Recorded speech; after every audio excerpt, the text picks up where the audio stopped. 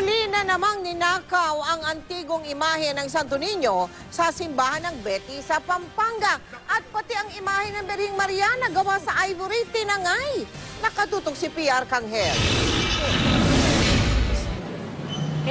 Dito sa Santiago Apostol Church o simbahan ng Betty sa Guagua, Pampanga, nakatago ang makasaysayang imahe ng Virgen de la Consolacion de Coria. Gawa sa ivory ang ulo at kamay ng imahen. Gawa rin sa ivory ang ulo, kamay at paa ng Santo Niño na buhat-buhat ng Birhen.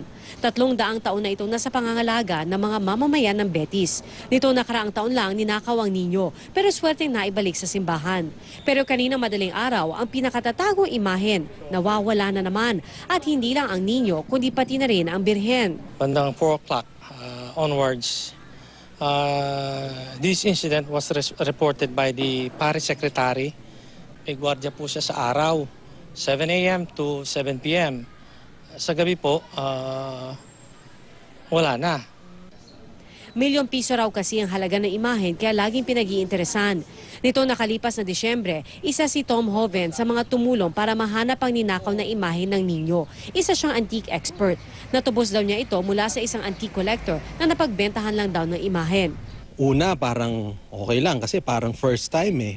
Pero pag pangalawang beses, parang hindi mo na yata mapapatawad yun. Parang, is it negligence? Kanina nagsagawa na ng fingerprint dusting ang PNP sa loob ng simbahan at kinunan na rin ng fingerprint ang ilang tauhan ng parokya bilang bahagi ng investigasyon. Wala pa silang natutukoy na suspect at hindi rin masabi kung ang salarin ngayon ang siya ring nagnakaw ng imahe noon. Kung tutuusin, naghigpit na raw ng seguridad dito sa Betis Church sa Pampanga. Halimbawa, yung mga CCTV camera, in-install na sa paligid ng simbahan at malaking tulong daw sana kung may kuha mula rito. Pero ang problema, kaka-install pa lamang ito kaya't hindi pa napapagana. At pati raw yung mga padlock sa mga gate, madaling mabuksan. Kaya kapag walang bantay, madaling napapasok ang simbahan.